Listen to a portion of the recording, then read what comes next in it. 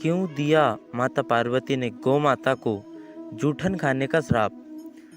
तीज का दिन था और माता पार्वती ने तीज का व्रत रखा था, लेकिन जब पार्वती माता के व्रत खुलने का समय हुआ तब भगवान शिव को उनके साथ थोड़ी सी हंसी ठिठोली करने का मन हुआ और माता पार्वती को चिढ़ाने के लिए कहीं छिप गए।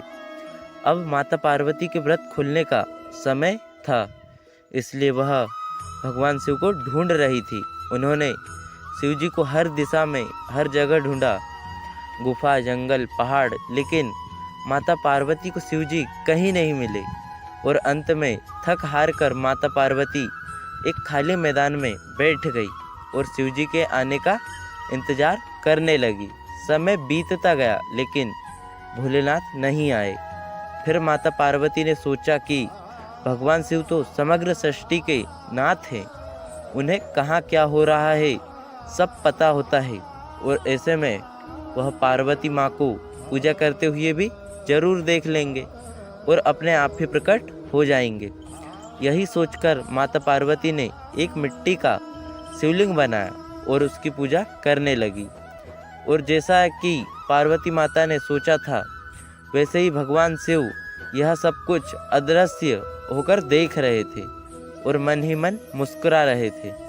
और जैसे ही माता पार्वती की पूजा संपन्न हुई, शिवजी वहाँ प्रकट हुए और माता पार्वती को चिढ़ाते हुए बोले, देवी आपने तो अकेले ही पूजा कर ली, आप मेरी प्रतीक्षा भी नहीं की, ऐसा क्यों? तब पार्वती जी ने कहा, हे प्रभु मैंने तो आपका बहुत इंतजार किया, लेकिन सूर्यास्त हो चुका था और रात होने वाली थी, इसलिए मैंने शिवलिंग बनाकर आपकी पूजा कर ली और अपना व्रत संपूर्ण किया। यह बात सुनकर शिवजी ने फिर ठिठोली करते हुए कहा, मैं तुम्हारी बात पर कैसे विश्वास कर लूं? क्या इस बात का कोई साक्ष्य है? तब माता पार्वती ने थोड़ी दूर एक गाय को खड़े हुए देखा। तब माता पार्वती ने कहा, ये गाय मेरी पूजा की साक्षी है, आप इन्हीं से पूछ लीजिए। लेकिन वह गाय भी भोलेनाथ की यह हंसी ठिठोली के बारे में जानती थी, जिस वजह से जब शिवजी ने उन्हें माता पार्वती की पूजा के बारे में पूछा तब गाय ने ना में सर हिलाया और शिवजी ने हंसते हुए उनसे कहा कि वह बस उनसे थोड़ी हंसी ठिठोली कर रहे थे और वह सच जानते हैं। लेकिन अपने पति के सामने झूठा कहलाने का कलंक माता पार्वती को सहन ना हुआ और उन्होंने गाय को श्राप देते हुए कहा, जिस तरह आज तूने झूठ बोला है उसी तरह अब तुझे जूठन ही खानी होगी। भले ना तुझे अच्छे से अच्छा भोजन क्यों ना मिले, लेकिन तू जूठन के पीछे भागेगी।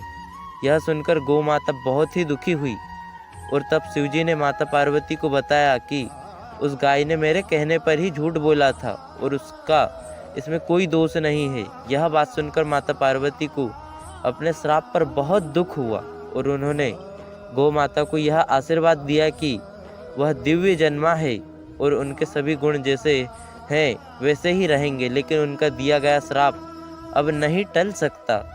दोस्तों, यह थी आज की कहानी। अगर आपको आज की ये वीडियो पसंद आई हो तो लाइक करें और चैनल को सब्सक्राइब करें। धन्यवाद।